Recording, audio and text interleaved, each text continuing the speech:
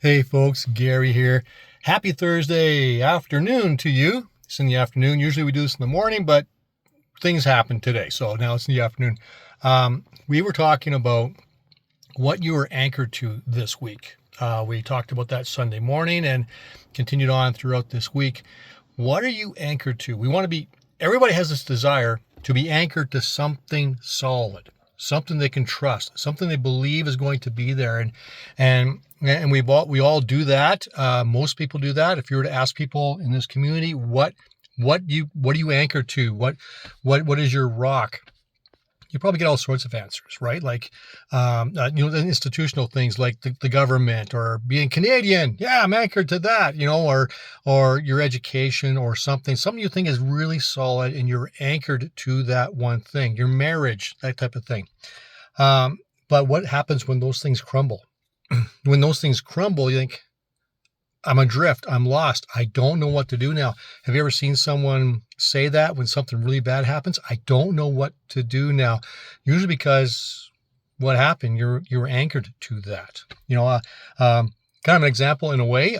Reason why this is late is I got paint all over myself because I'm painting Aiden's room.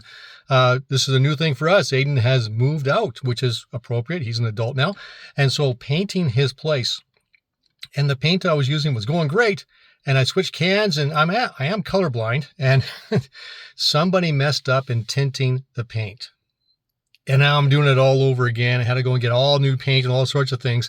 That was something not to be anchored to at all. It crumbled in what we were doing. Now I got to redo everything. It's frustrating. But you know what? It's all done, and it's good, and we're getting it done. It's going to get finished. Well, here's the thing. We can trust God. Because God doesn't mess up on the tint. God doesn't mess up on that. God doesn't crumble.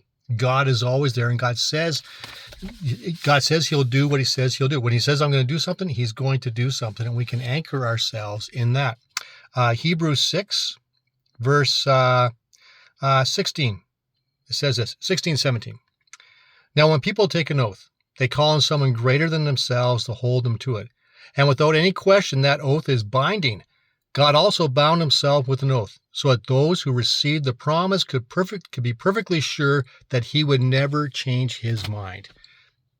We can anchor ourselves in our Lord because he will never crumble. That's the message for today. Thanks for watching. We'll catch you tomorrow.